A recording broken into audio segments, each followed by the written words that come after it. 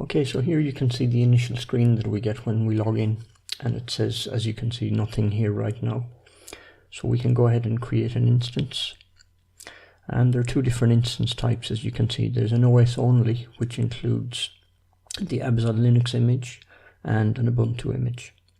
So we can create a bare Linux system using this OS only image if we want to. And that's good if you're installing custom software. So the other thing we can do is use a Bitnami image and install something like a WordPress or a LAMP stack.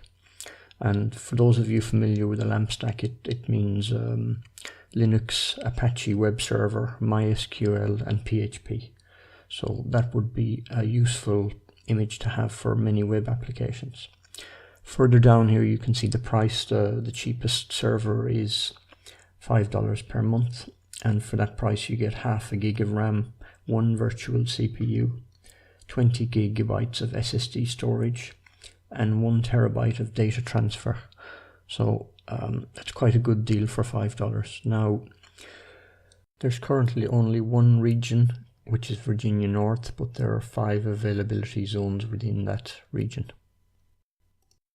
So let's go ahead and create an instance, and we will give it a name based on the availability zone. So we'll call it AZE, just so that we know which zone it's in by just looking at the name. And then click on create. You can obviously create more than one instance, but I'm just going to run one for the moment. So while this is grayed out, you can see that it's pending, so it's preparing the installation.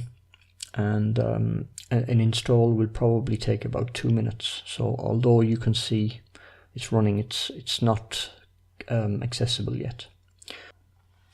If we try to connect now, you can see that the console will actually time out.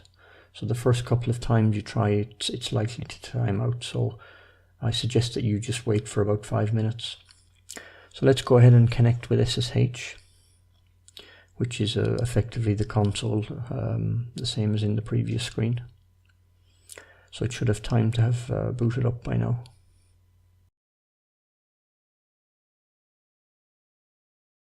So there you can see the Bitnami logo, and we're already logged in. We didn't need any credentials. If we just do a df-k, you can see the storage layout.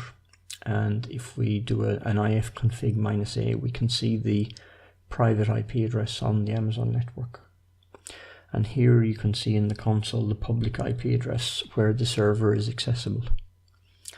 And one thing to note is that if you stop and start this server, then the public IP address is likely to change. Most of the time it will actually change. So here, if we open a browser and put the IP address in, you can see that we get the front page of the Bitnami LAMP image. If we go into the metrics section, you can see here typical parameters like the or statistics like the CPU and network out, network in, and various other parameters that might give you an idea of what load the server is on over a period. Okay, let's go and add a firewall rule in the networking section. So what I'm going to do is add a custom rule for DNS UDP port 53. So you would need this if you're running your own DNS server, which most people will probably not need, but so you can see how it's done. Next, I'm going to add a fixed IP address, in other words, an IP address that doesn't change even if you stop and start the instance. And you can see here that it's been given a name that's an indication of the region, etc.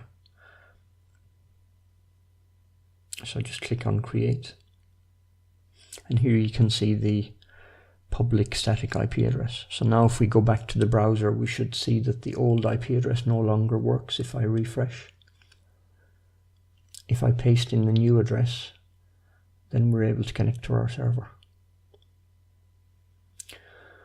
Okay, so these addresses are free of charge unless they're not attached. The next thing we're going to do is have a look at snapshots. Snapshots are effectively a clone of the system. So what you might want to use a snapshot for is to do a periodic backup, or you might want to migrate to a bigger instance, and using the snapshot tool is a great way to do that. Okay, so the other thing to note is the snapshot is actually the same size as the old image, so you will use 20 gigabytes for that snapshot. So now what I'm going to do is stop the instance we created, the original server, and once I've done that I'm actually going to delete the public fixed IP address, and I'm going to delete the server as well. So here you can see the fixed IP address, and we're going to delete that as well. Just click on the delete static IP and accept the warning.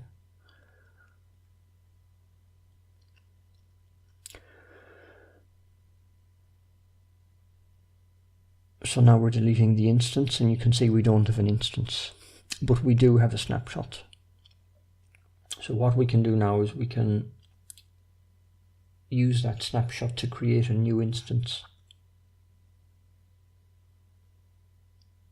We can modify the name here if we want. That name doesn't really mean much to us, so I'm going to put in something like restored system or recovered. Click on the create button. So it takes a couple of minutes to do this, but once it's finished the process, you should have a complete clone of your original instance back up and running. That'll include your data and any configuration that you've done on the server. So here you can see that it has a new public IP address, but again we deleted the fixed address, so we obviously would need to add one again. If we look at the metrics now, you'll see there's no data available because the server is just booted up, so there's not going to be any data. You can see that we've lost our firewall rule as well from the previous instance.